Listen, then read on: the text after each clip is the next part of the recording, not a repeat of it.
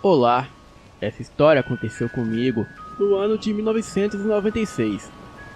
Na época eu tinha 13 anos e eu e a minha família morávamos em um sítio no interior de São Paulo. Bem, naquela época, como as casas eram uma do lado da outra, todo mundo se conhecia. E o trabalho dos chefes de família era o corte de cana, engenho ou até mesmo no cafezal enorme que dava para o fundo de nossa casa e ficava atrás dos tanques onde a minha mãe lavava as nossas roupas. E havia também um banheiro que ficava fora da casa, onde todos tomavam seu banho. O meu pai levantava bem cedinho, ainda de madrugada, para fazer a sua mochila e ir para o corte de cana, e ele só retornava no fim do dia. Bem, eu quando criança brincava muito com os meus amigos, e de tudo um pouco, mas à noite o que a gente mais brincava era de esconde-esconde. Mas na verdade, o legal dessa brincadeira era sentir medo, pois escondíamos na mata e em um casarão abandonado. Juntávamos todas as crianças e brincávamos até por volta de 11 da noite. Como na cidade não havia crime naquele tempo, era tranquilo para nós brincarmos à noite. Porém, a minha mãe, como sempre, me dizia alertando: "Vá brincar, mas fique aqui na minha vista e não vá para o cafezal. É para brincar somente aqui na rua, entendeu?" Bem, certo dia, em uma sexta-feira, eu não estava querendo brincar com os meus amigos, por um motivo desconhecido, e eu só queria ficar deitado na minha cama. Eu estava, sei lá, com algum pressentimento ruim, e algo me dizia que não era para brincar naquele dia. Mas um dos meus amigos foi até o meu quarto e me disse que todos estavam lá fora, me esperando para brincar, e que ninguém iria se eu não fosse.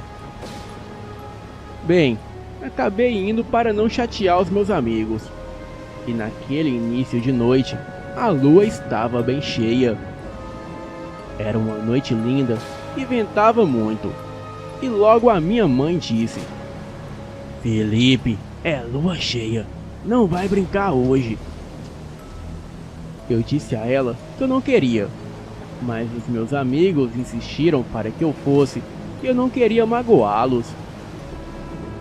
Então, a minha mãe voltou a falar: "Tudo bem, mas não brinque no cafezal, brinque aqui na rua." E eu, sem entender o motivo, disse a ela que tudo bem, e que só ficaria aqui na rua mesmo. E quando eu cheguei na rua, foi uma festa só.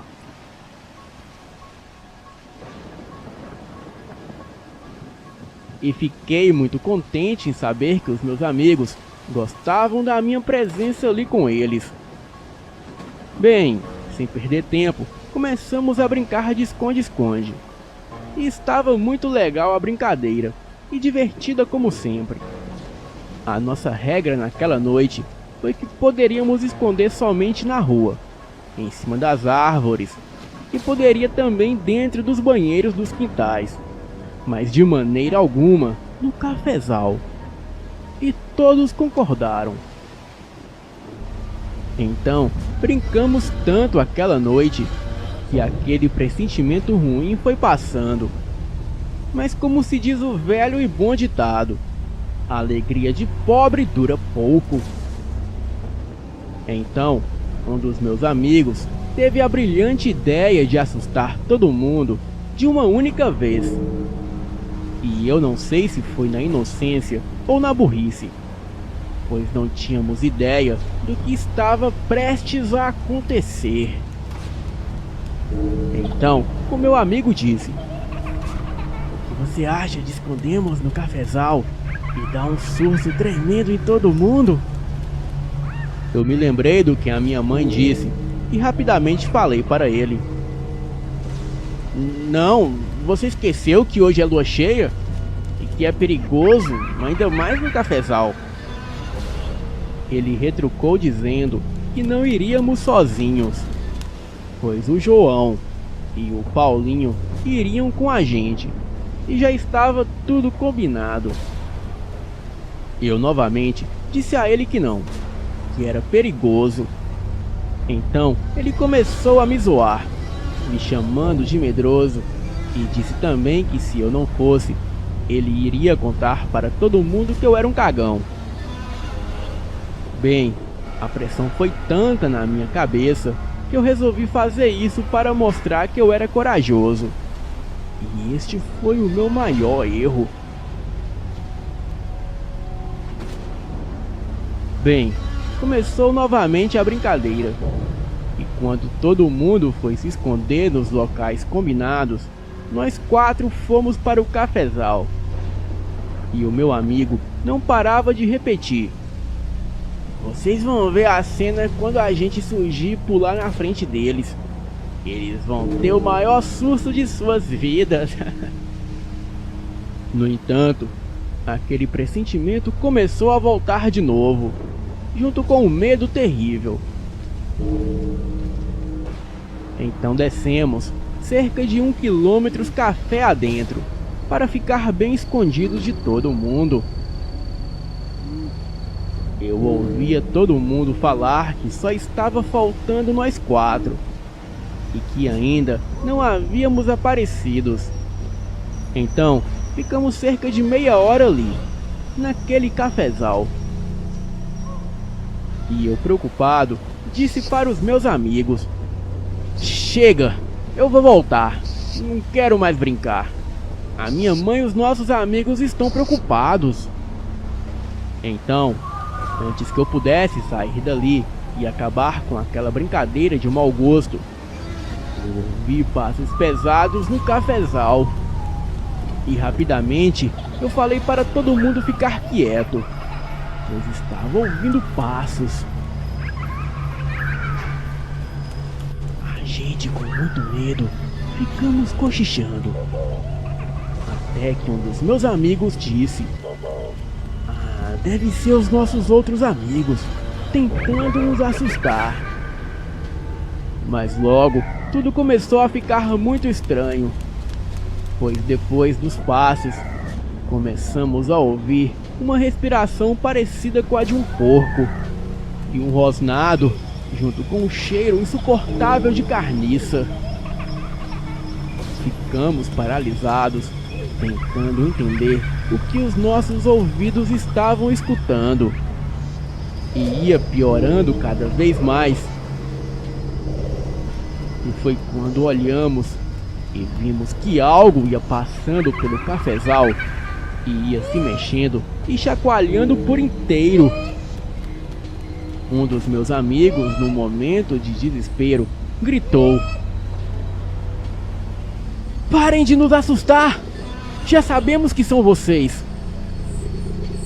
Foi a pior coisa que ele poderia ter feito, pois aquilo, sei lá o que, parou e de repente veio correndo e balançando o cafezal por inteiro.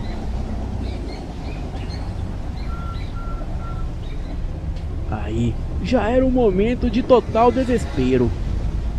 A gente só pensava em correr e sair dali o mais rápido possível.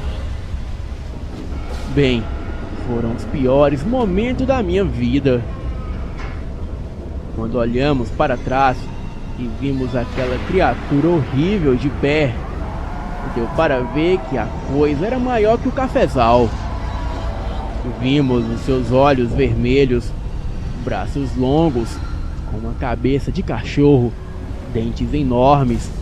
E quando a coisa percebeu o nosso desespero, ficou sobre as 4 patas. Aquilo era uma criatura enorme, com o dobro de um cachorro comum.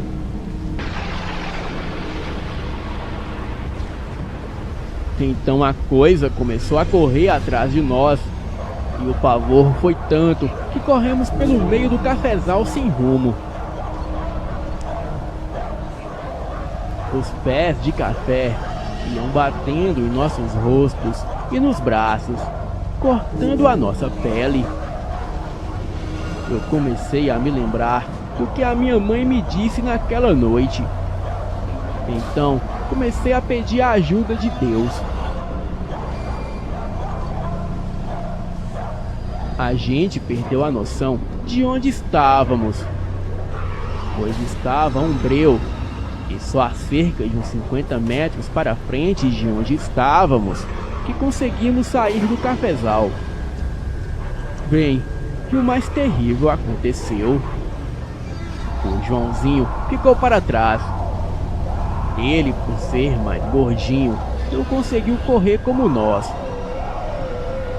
Então, entramos em desespero e nem percebemos que deixamos ele para trás. E logo ouvimos o grito dele ali próximo. Então, entramos a uns 10 metros adentro do cafezal novamente para guiar ele para a saída dali. Pois, como eu disse, estava muito escuro lá dentro do cafezal. Porém, lá fora estava claro, devido à luz da lua cheia. Ainda avistamos ele correndo em nossa direção e ficamos felizes por ele estar bem. Mas em questão de segundos, aquela coisa apareceu em seguida e o pegou pelas pernas e o arrastou para dentro do cafezal.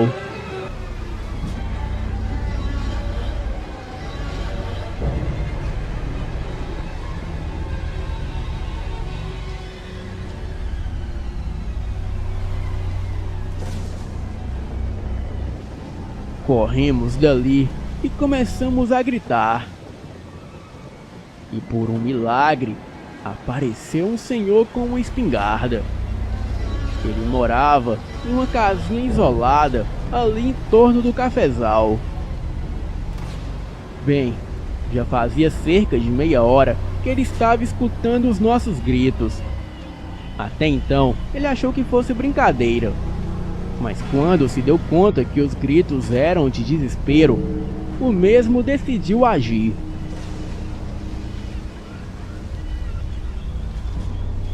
Pegou a sua espingarda e foi ver o que estava acontecendo. Ali na região, todo mundo tinha medo daquele homem, pois ele era um homem muito estranho. Ele entrou correndo dentro do cafezal e a gente só ouvia os tiros. E aos poucos, os curiosos foram chegando para ver o que estava acontecendo. E logo também veio a mãe do Joãozinho, a Dona Maria. Ela apareceu gritando onde estava o filho dela. Não demorou muito e os nossos pais chegaram. Os vizinhos se reuniram e pegaram tudo o que acharam em suas casas, como lanternas, facas, facão, foice, machado, espingarda e até mesmo uma espada katana que um dos vizinhos tinha.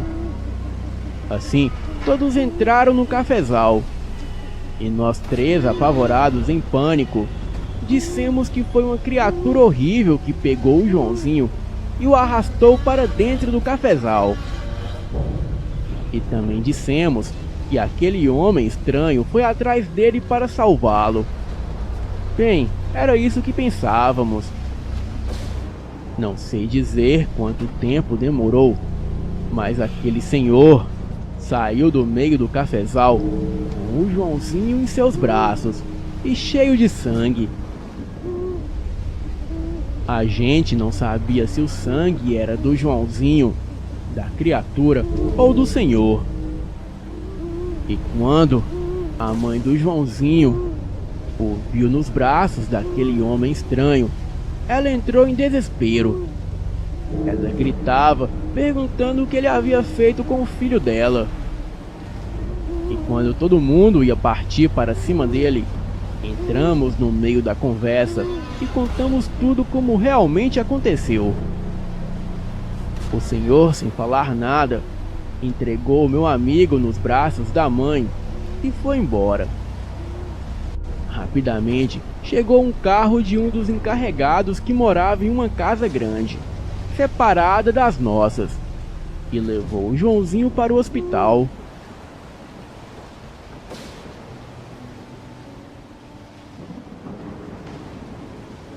O Joãozinho ficou em estado grave no hospital, pois tinha cortes por todo o corpo e teve que fazer uma cirurgia em sua cabeça para tirar um coágulo do cérebro.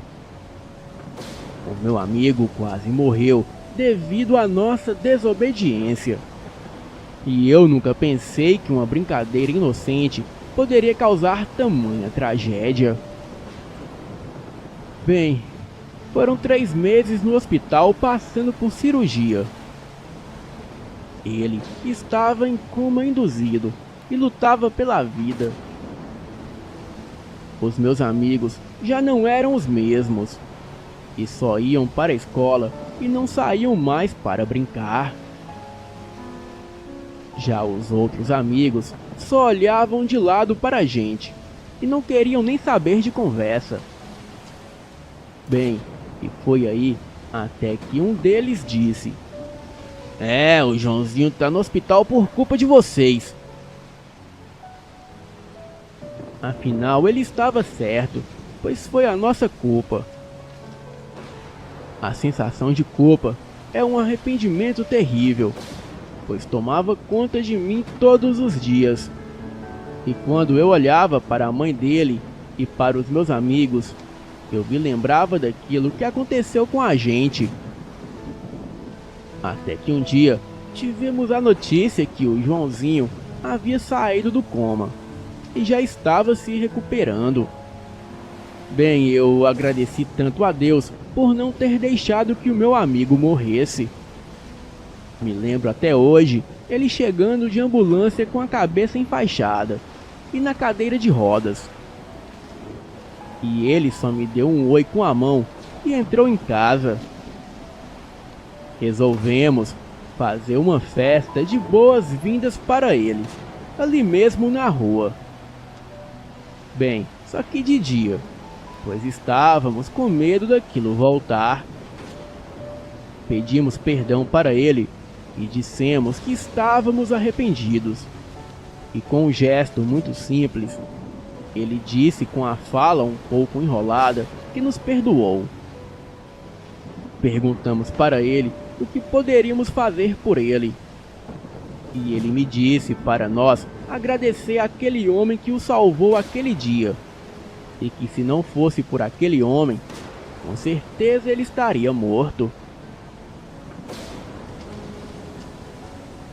Bem, com um pouco de medo, fomos até a casa do homem e pedimos se ele poderia ir com a gente até o Joãozinho, pois ele precisava agradecê-lo. Então, o homem acenou com a cabeça dizendo que sim. Bem, foi muito emocionante ver aquela cena. O Joãozinho dizendo ao homem, que mais tarde descobri que aquele senhor se chamava Juarez, que quando tudo parecia perdido, veio um anjo e o salvou. E continuou dizendo: o Senhor sempre terá a minha gratidão e o meu respeito. E em seguida, o Joãozinho pediu um abraço ao Juarez. E todo mundo bateu palmas, emocionados com aquela cena. Meses depois, tocamos no assunto do ocorrido por curiosidade, para tentar especular o que aconteceu com a criatura. Então, fomos procurar o senhor para saber se ele tinha matado aquilo, ou se aquela coisa havia fugido. Bem, o Juarez era gago, e com um pouco de dificuldade na fala, ele nos disse: eu matei, mas aquele demônio caiu no rio e sumiu. Bom, foi essa a explicação que ele nos deu. Bem, essa foi a minha história. do meu terrível encontro com o lobisomem. Eu agradeço a Deus por estar aqui contando para vocês do canal. Eu aprendi que nunca devemos julgar ninguém pela aparência, pois a ajuda vem de onde você menos espera. E quando a sua mãe disser algo, ouça, escute e respeite, mesmo se para você isso não fizer sentido, pois as nossas mães têm um sexto sentido para coisas ruins, e a desobediência pode nos trazer danos irrecuperáveis, e o preço da desobediência muitas vezes é a morte. Agradeço de coração por contar a minha história. Boa noite.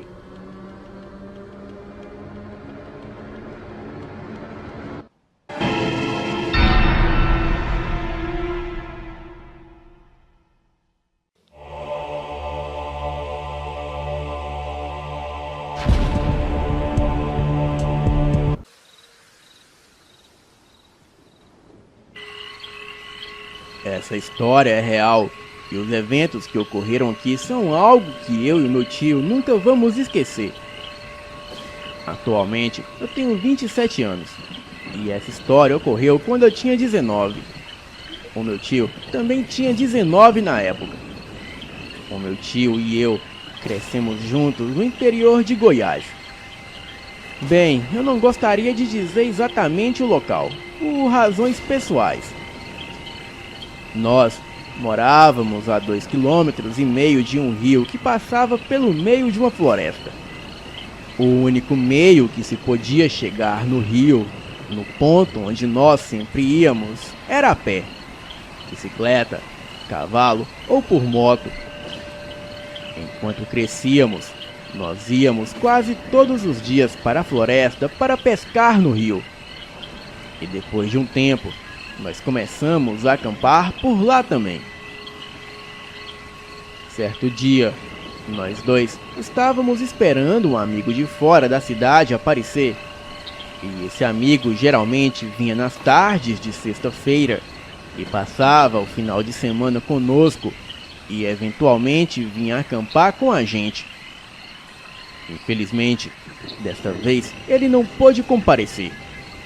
O meu tio e eu então fomos para a floresta carregando os nossos equipamentos. Nós não fomos para o ponto da margem do rio que nós geralmente íamos. Nós fomos um pouco mais adiante, cerca de meio quilômetro, só para uma mudança de cenário. Mais tarde, naquela mesma noite, nós nos arrependeríamos daquela decisão. Nós escolhemos aquele lugar porque era alto, cerca de 100 metros acima da margem do rio. E o local tinha a forma de uma ponta. 3 dos seus lados desciam até o rio, onde ele fazia uma curva e deixava o lugar parecendo uma ilha, só com um lado sem estar cercado pela água. Então, tinha uma bela vista durante o dia. A noite começou como qualquer outra das nossas viagens de acampamento.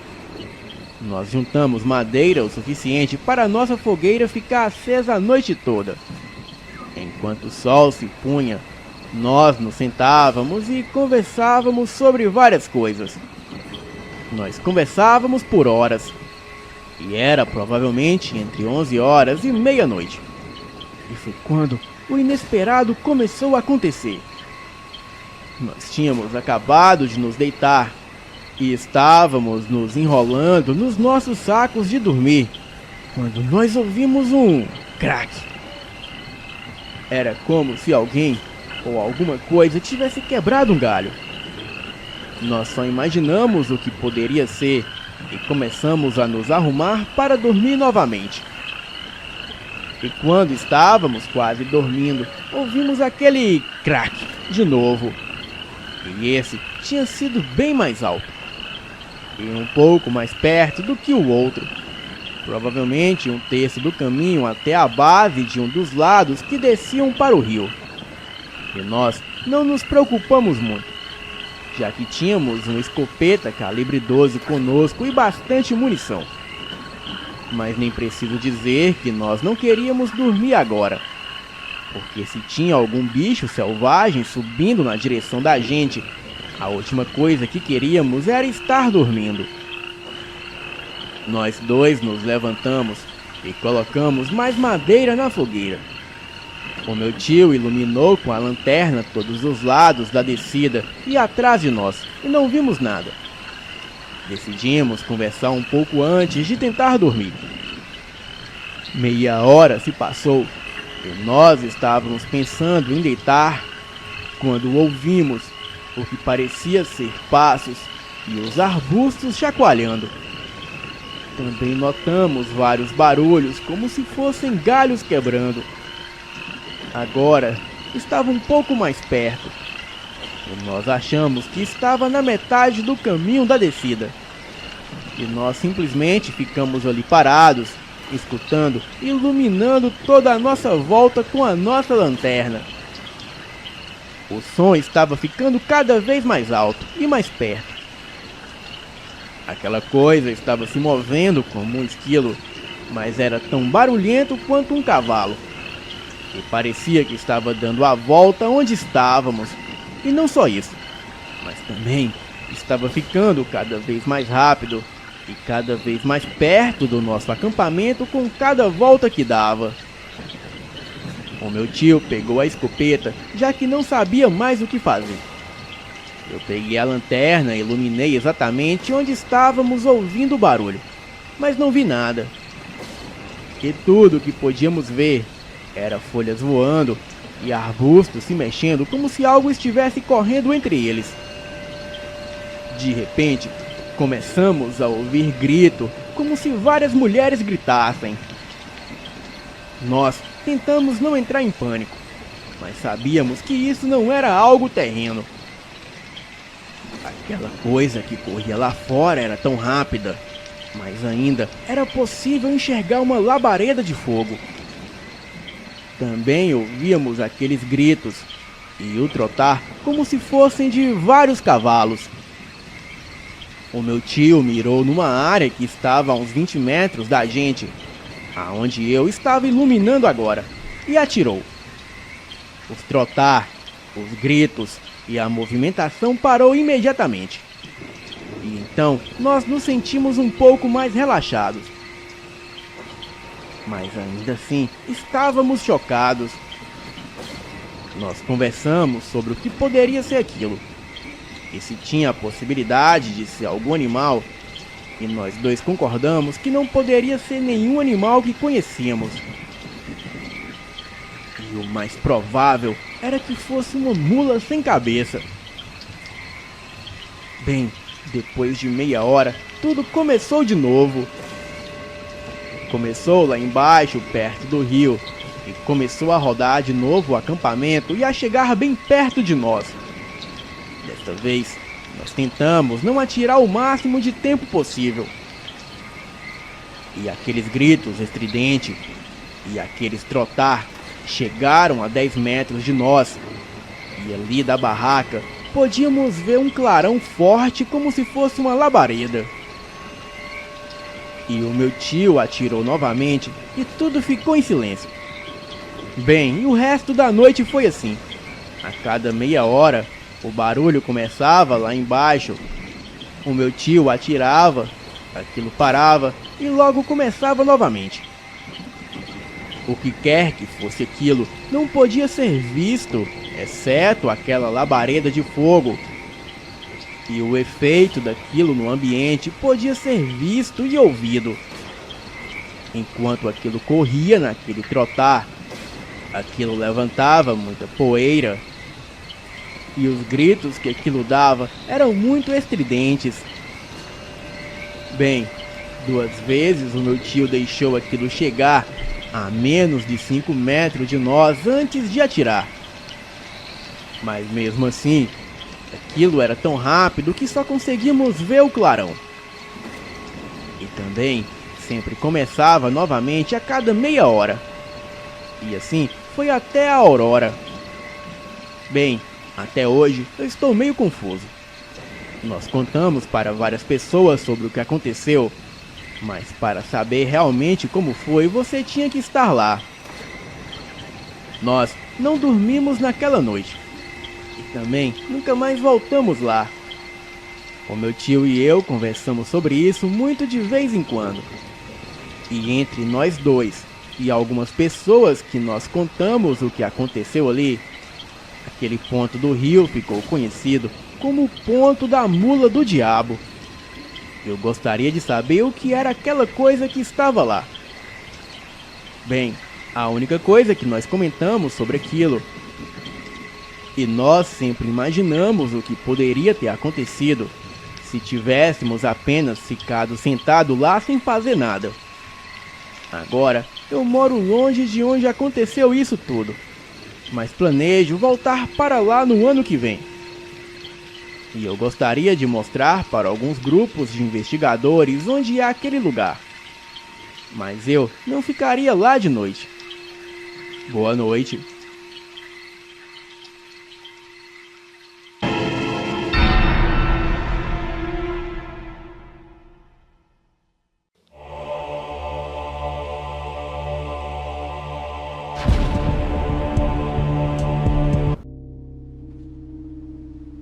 Este relato se passou com a comadre dos meus avós e aconteceu há muitos anos na cidade de São Paulo de Olivença, no Amazonas. Certo dia, esse compadre, que se chamava Altamir, decidiu presentear sua esposa Josefina com um lindo cavalo negro que ele havia ganhado como pagamento de uma dívida. A princípio, a Josefina não quis aceitar o cavalo, mas depois decidiu ficar com o presente. A Josefina não gostava de animais, mas com o tempo ela passou a se apegar muito com o cavalo. Inclusive, havia noites que ela dormia no celeiro com o cavalo, e desde então coisas bizarras passaram a acontecer. O Altamir, algumas vezes, presenciou a esposa falar com o cavalo e até aí tudo normal. Mas o que deixou ele de cabelo em pé foi escutar o cavalo respondendo a Josefina. Daí então todo o terror começou. O cavalo chorava na ausência da mulher e durante a noite os olhos da criatura ficavam vermelhos como sangue. Altamir não tinha coragem para tentar se livrar do cavalo, pois nem se aproximar do bicho ele fazia, pois ele já havia ouvido o cavalo gritar o seu nome relinchando e em seguida dizer que o mataria. Então o cavalo começava a rir e se afastava correndo. Quando Altamir falava em se livrar do cavalo, a Josefina mudava totalmente e chegou a ameaçá-lo, dizendo que mataria o Altamir caso acontecesse alguma coisa com o Paimon. Sim, esse foi o nome que ela havia colocado no cavalo, Paimon. Certa vez, o irmão da Josefina, a sua esposa e os seus 2 filhos adolescentes foram ficar alguns dias na casa da irmã e do cunhado. E quando chegou a noite, os familiares jantaram e logo após já estavam deitados prontos para dormir. E de repente começaram a ouvir a Josefina gritando e fazendo um grande tumulto. A esposa do Altamir estava aos berros, pedindo para o marido dar um fim no cavalo. Ela começou a ficar agressiva, dizendo que o cavalo não deveria permanecer ali. O rosto da mulher estava com outra expressão e a voz mais grossa. O marido, vendo que a situação estava complicada, decidiu contar toda a história para o irmão da Josefina, o Pedro. Então, Pedro e sua esposa chamaram um amigo deles, que era dono de um centro de macumba que o casal frequentava. E quando o macumbeiro chegou, conseguiu acalmar a mulher e ela foi voltando ao normal. Mas quando ele foi até o curral para ver o cavalo, ele voltou de lá pálido e parecia que havia visto um fantasma. Em seguida, ele disse que não poderia ficar ali na propriedade e nada mais poderia ser feito. Então, ele logo tratou de ir embora às pressas. A mulher não queria mais o cavalo. Porém, sempre que o Altamir e o cunhado dele vendia o cavalo, o comprador retornava e devolvia o animal. Então, eles tentaram levar o animal para longe e o abandonar. Mas no outro dia cedo, ele estava de volta no curral. Ele ficava ali relinchando, como se estivesse dando gargalhadas de todos na casa. Pedro, irmão da Josefina, mandou a esposa e os filhos voltarem para casa, pois ele ficaria ali no sítio para ajudar a irmã e o cunhado. A minha avó certa vez foi visitar a comadre, pois tinha um tempinho que não a via. Ela parou na frente do sítio para tentar abrir a porteira e entrar, mas logo percebeu um trotar de cavalo se aproximando. E quando olhou, viu aquele enorme cavalo negro vindo em sua direção. E antes mesmo de nada sobrenatural acontecer, a minha avó ficou toda arrepiada. Então, o cavalo se aproximou e perguntou o que a minha avó queria ali. A minha avó fez o sinal da cruz, começou a orar. Daí, o cavalo saiu galopando e relinchando, como se estivesse rindo da cara dela. E nunca mais a minha avó foi no sítio do casal. A Josefina contou para o Altamir que estava tendo relações sexuais com o Paimon e que o cavalo era muito melhor parceiro sexual do que o marido. O Altamir não levou isso em conta, porque sabia que era isso que aquela coisa queria, destruir a sua família. Nas noites seguintes, as mesmas coisas ocorreram.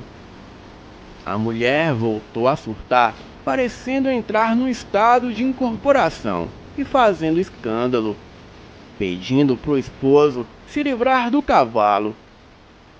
Então, depois de se ver sem opções, o homem decidiu procurar um outro espiritualista para fazer uma espécie de descarrego na esposa. E chegando no local, eles tiveram uma revelação. O cavalo, há muitos anos, havia sido oferecido para uma entidade diabólica, cujo nome é o mesmo nome do cavalo, Paimon. Porém, na hora do sacrifício religioso, bem quando os feiticeiros iam sacrificar o pobre cavalo na mata, o mesmo, de alguma forma, conseguiu escapar e fugir. Então, como era um belo cavalo de raça, ele foi roubado por um homem que morava um pouco distante dali. Mas esse homem entendia de cavalos. E em seguida, o mesmo foi vendido para esse dito cujo, que tinha uma dívida com o Altamir. E ele deu o cavalo em troca da dívida para o compadre do meu avô.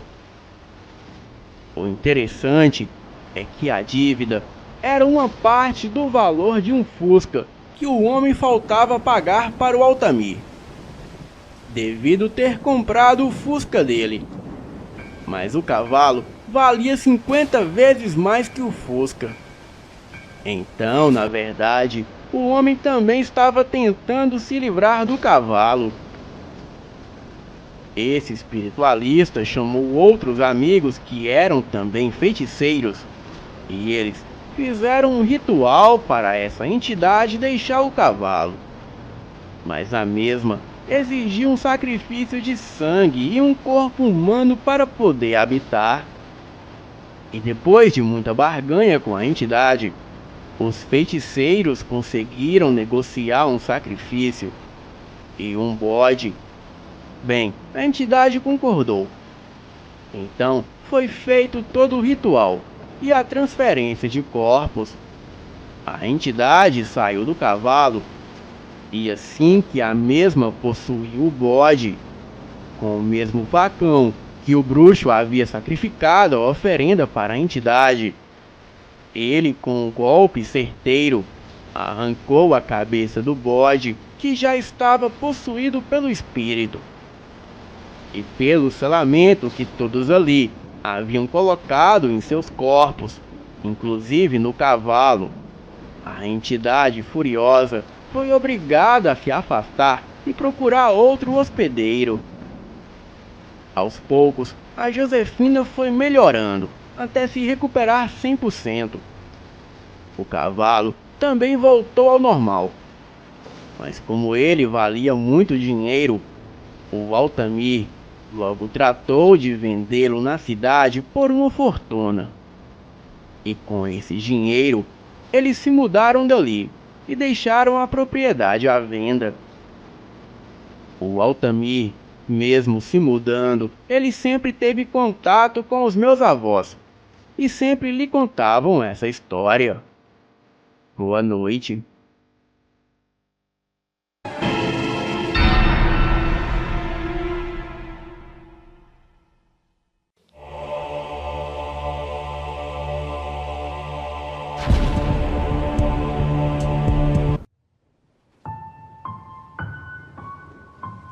Olá, o meu nome é Reginaldo e eu moro em uma cidade que fica no interior de São Paulo. E este fato aconteceu com meu pai e ele me disse tudo o que aconteceu com ele. E hoje eu quero compartilhar com vocês. Nós morávamos em uma casa simples na cidade de São Paulo e tínhamos acabado de mudar para lá. O meu pai sempre trabalhou na lavoura e tinha um curso de vigilante que antes de se casar ele fez. Ele, como era uma pessoa que não gostava de ficar parado, entregou pessoalmente os seus currículos de serviços gerais, incluindo vigilante. E algumas semanas depois, um conhecido dele disse para ele que na pedreira, na saída da cidade, estava precisando de um vigilante noturno. E o meu pai, sem pensar duas vezes, foi até a pedreira com seu currículo na mão, falar com o dono. O patrão de lá era um homem muito sério, com cerca de uns 45 a 50 anos de idade, conhecido como Seu Jorge. E ele foi logo perguntando para o meu pai se ele tinha experiência como vigilante e quanto tempo ele trabalhou na área. O meu pai, um homem muito simples, disse a ele que só tinha o curso e nunca trabalhou como vigilante. E também estava ali por necessidade. E como estava desempregado, tinha família para cuidar. O patrão achou que, vendo a necessidade e a sinceridade do meu pai, disse para ele: "Olha, eu não costumo fazer isso. Eu só contrato pessoas com experiências. Mas, no seu caso, eu vou te dar essa oportunidade. Esse aqui é o seu uniforme. E esteja aqui hoje às 6 horas da noite em ponto." O meu pai, muito agradecido e feliz, agradeceu ao homem e foi embora. Quando meu pai chegou em casa, muito feliz, já foi dando a notícia para nós. Ele dizia que iria fazer um teste como vigilante noturno em uma pedreira na saída da cidade. E quando foi às 5 horas da tarde, o meu pai já estava pronto com o seu uniforme. Pegou a sua mochila e foi até a pedreira. E quando ele chegou lá, ele logo avistou o patrão. O patrão o chamou até a sua sala para eles conversarem. Ele disse para o meu pai que os objetos que ele iria usar em seu trabalho era apenas uma lanterna, pois armas não eram permitidas, porque o último vigilante disse ter visto algo de madrugada e saiu atirando em tudo, inclusive no relógio de ponto que ficava em uma salinha logo na entrada do corredor, e que ainda estavam lá as marcas de tiro. E sem questionar, o meu pai nem reclamou e concordou. Mas mesmo assim, o patrão perguntou: "Você aceita assim mesmo?" O meu pai imediatamente respondeu que sim. Então, no primeiro dia, o patrão disse a ele o que tinha que fazer. Então, foi com ele mostrar os pontos. E foi mostrando que ele teria que passar o cartão às 6 da tarde e ir para os lugares onde ele tinha que fazer a vigia. E ele deveria passar o cartão às 9 da noite, às 3 da manhã, por último, às 6 horas da manhã. A pedreira era um lugar muito assustador. Dizia ao meu pai que havia vários buracos enormes, e conforme eles explodiam, as pedras iam fazendo enormes crateras. Também haviam bombas de água, dinamites e outras coisas que ficavam dentro de um quarto, e uns maquinários bem esquisitos. O meu pai tinha acesso a esse quarto onde ficavam os dinamites. Bem, o primeiro dia foi muito tranquilo. E na saída, logo que o meu pai foi passar o cartão, ele encontrou seu patrão. E o mesmo logo perguntou como foi o seu primeiro dia, se foi tudo bem.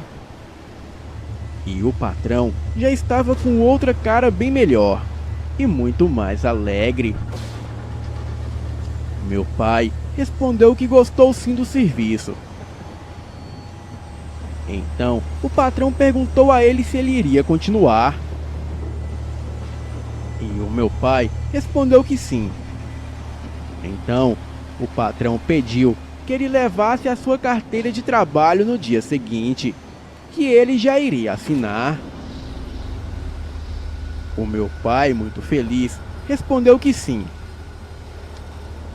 Bem, se passaram 3 meses muito rápido, e o meu pai se firmou no serviço e foi registrado como vigilante noturno da pedreira. Certo dia, em um dia comum de trabalho, o meu pai se arrumou, fez a sua mochila, pegou a sua lanterna e foi para o carro trabalhar naquele dia. Eu senti um arrepio nos braços e uma imensa vontade de abraçar o meu pai. Disse para ele tomar cuidado, e aquilo tudo parecia até uma despedida. E chegando lá na pedreira, o meu pai não havia visto o patrão como sempre via, mas achou que ele poderia estar doente ou saído. Bem, ele foi fazer a ronda como sempre fez. Mas naquela noite a lua estava enorme. E quando foi por volta de 9 da noite, o meu pai foi passar o seu cartão. E logo percebeu que havia algo observando ele atrás dos maquinários. Ele disse que se arrepiou inteiro e não tinha coragem de olhar e ver o que realmente era. Voltou para o seu posto sem entender o que era aquilo. Entrou em sua sala, trancou a porta e ficou ali esperando a próxima ronda, que era meia-noite. E quando o relógio bateu meia-noite, ele passou seu cartão e foi andando até os pontos onde ele tinha que vigiar. foi quando ele escutou uns rosnados parecidos com os de cachorro e um cheiro de cachorro molhado que se fundia com o cheiro de carniça. Uma respiração ofegante ia aumentando cada vez mais. O meu pai, com as pernas bambas e braços arrepiados, ele não sabia o que fazer, pois o mesmo não tinha uma arma na mão. Ele olhava para os lados para ver se tinha alguma coisa para que ele pudesse se defender. E sabe-se lá o que era aquilo atrás dele.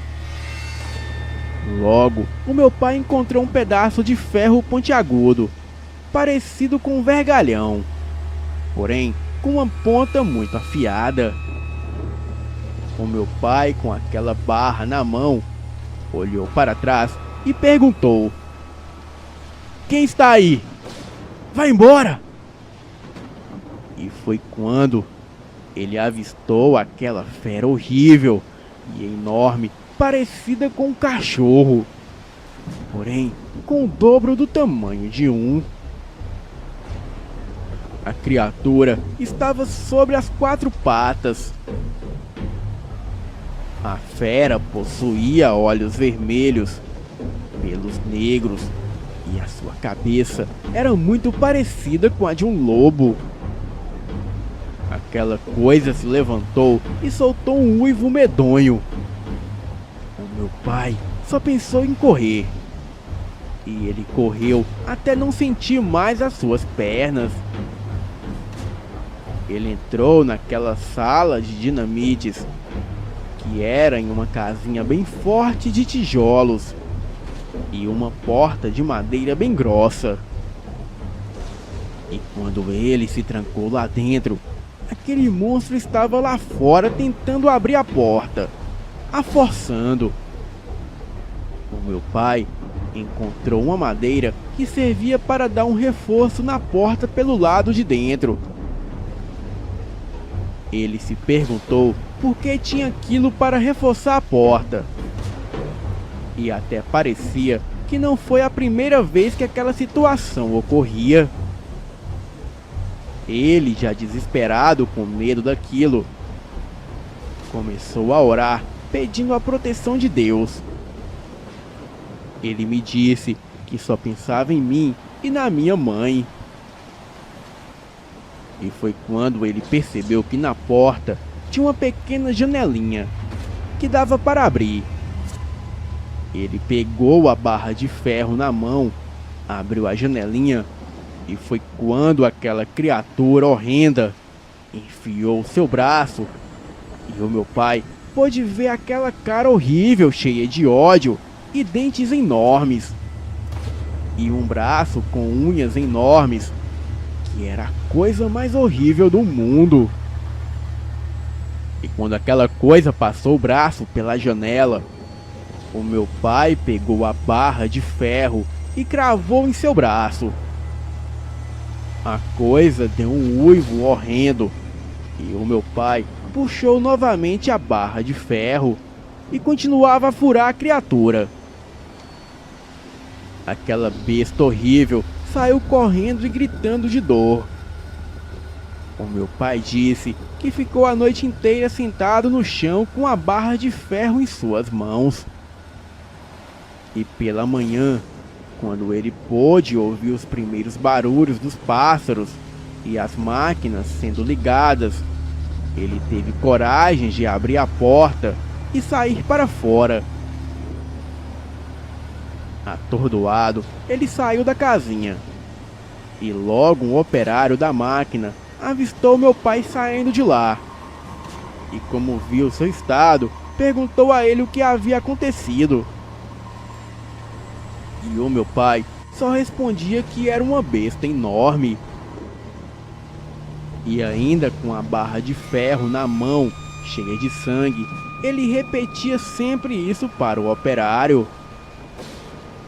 O operário levou meu pai até o hospital. Ele passou pelo médico e foi liberado. Bem, Ele ficou uma semana afastado do serviço e decidiu que não iria mais trabalhar ali. Bem, quando ele pegou seu atestado, o seu uniforme e a sua lanterna e foi até a pedreira pedir demissão, ele foi procurar o patrão e nada dele. Ele ficou sentado naquela sala onde ele ficou a primeira vez para falar com seu patrão. E depois de meia hora, o seu Jorge apareceu. Ele estava muito estranho, com o braço enfaixado e quebrado. E daí, o meu pai se lembrou do que havia acontecido naquela noite. Porém, ele acabou achando que era coisa de sua cabeça. Ele, por curiosidade, não se aguentando, perguntou ao seu patrão o que havia acontecido com seu braço. E o mesmo disse que bateu em um acidente de carro. O meu pai, muito agradecido, agradeceu a ele pela oportunidade, mas disse que infelizmente aquele serviço não daria mais para ele. Sem questionar, o patrão o agradeceu pelo serviço prestado. O meu pai ficou pensando e lembrando daquela noite. Começou a juntar as coisas e decidiu ir até o hospital para saber melhor daquela história. Ele perguntou se apareceu mais alguém com alguma fratura ou perfuração no braço. Porém, ninguém deu nenhuma informação. Os funcionários diziam que era antiético. Quando meu pai estava quase saindo do hospital, veio um vigia do hospital, que por sinal era amigo dele de infância, e falou com meu pai. Sabe, naquele dia que você veio aqui no hospital, apareceu o seu Jorge e ele chegou bastante ferido e com uma perfuração no braço. O braço quebrado estava sangrando muito. Sangrava tanto que ele quase perdeu o braço, homem. Coincidência ou não, o meu pai tirou as suas conclusões e foi embora. E disse para si mesmo que aquela criatura era o seu Jorge. Bem, este é o relato do meu pai. Boa noite.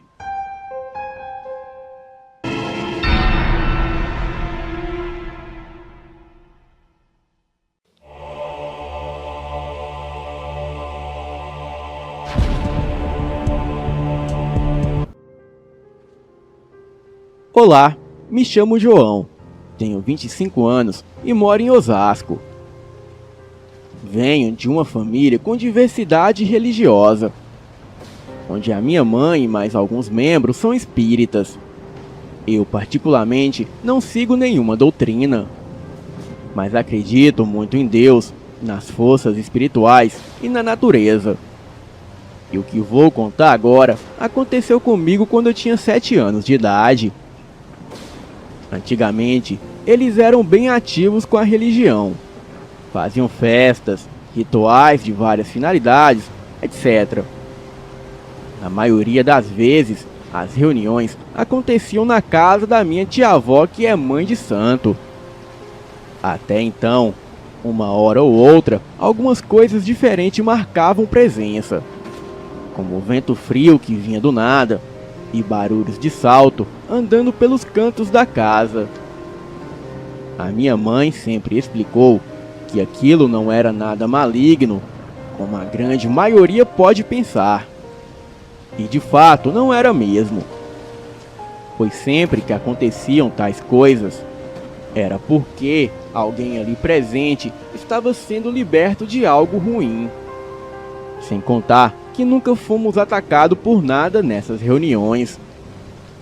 Um certo dia, a minha tia ligou para a minha mãe dizendo que precisava de ajuda.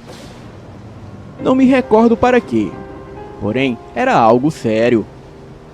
A minha mãe conversou com meu pai e pediu para que ele nos levasse até a casa dela. E essa tia nos atendeu de imediato. E chegando lá, estavam os meus tios, primos e alguns amigos conversando em tom de preocupação e raiva. E quando entramos no quintal da casa, sentimos um cheiro muito forte de pimenta que começou a queimar os nossos rostos. Alguém percebeu e foi ao nosso encontro com algumas folhas nas mãos, pedindo para que esfregássemos um pouco nos rostos com os olhos fechados. E então não sentiríamos mais nada. E funcionou. A entrada da casa era pela cozinha. E ali estava sendo feita a pimenta. Passamos por lá e seguimos para a sala. Todas as luzes estavam apagadas. Apenas a claridade da rua e algumas velas iluminavam o cômodo. A minha mãe pediu para que o meu pai cuidasse de mim, enquanto ela verificava com a minha tia o que estava acontecendo. Sentamos em um dos cantos da sala e ficamos por lá alguns minutos olhando o pessoal trabalhar. E depois de meia hora, quase todos entraram na sala. A minha tia começou a explicar o motivo de tudo aquilo. Ela disse que alguém havia mandado coisas muito ruins para um pessoal ali presente e que precisava fazer algo para que o pior não acontecesse. Contou que foi um pedido de morte vindo de uma mulher que depois de um bom tempo eles descobriram quem era. E logo que ela terminou de explicar, o meu primo recebeu a entidade com a qual trabalhava. Começou a gargalhar muito alto e falar algumas coisas que ninguém entendia. E logo depois, a entidade deu detalhes do que havia sido feito. A minha tia, ela criava codornas para colher os ovos. Então, a entidade foi até o viveiro e pegou uma das codornas e segurou firme.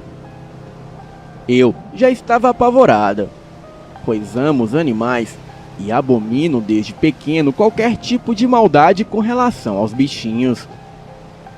Mas por ser uma criança e não entender os princípios, eu tive que segurar o choro, o medo e a raiva, por saber que não ia acontecer algo bom.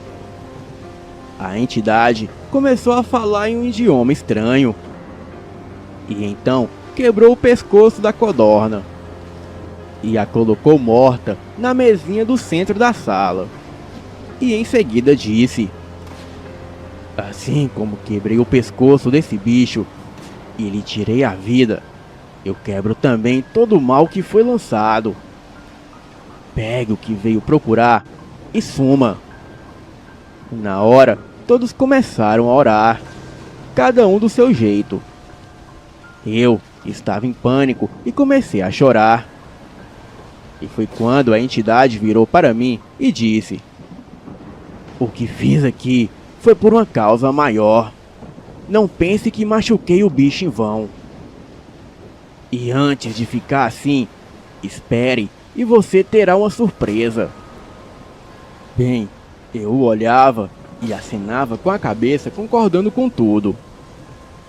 E depois que todos se acalmaram, a entidade recolheu o bichinho da mesa e a codorna estava mole com o pescoço pendurado. E com toda a certeza do mundo, a codorna estava morta. Então, a entidade juntou a codorna entre as mãos e voltou a falar aquele idioma estranho. E do nada, caiu na gargalhada. Assoprou as mãos que estavam fechadas com a codorna dentro, agachou e chamou a minha atenção. Ei, menino, olhe. Bem, eu não queria, mas tive que olhar. E foi quando a entidade abriu as mãos e, para a surpresa de todos, a codorna saiu em disparada para fora de casa. Ele sorriu e disse que nem tudo é maldade. Também disse que ele fazia maldade sim. mas naquele momento ele estava ajudando a salvar uma vida, com a permissão do cara lá de cima. Este foi o termo que ele usou. E me emociono todas as vezes que conto isso. E desse dia em diante, eu comecei a acreditar piamente na existência de forças espirituais entre nós. Porém, nunca mais aconteceu algo assim. Pelo menos quando eu estava presente. Bem, este é o meu relato. Boa noite.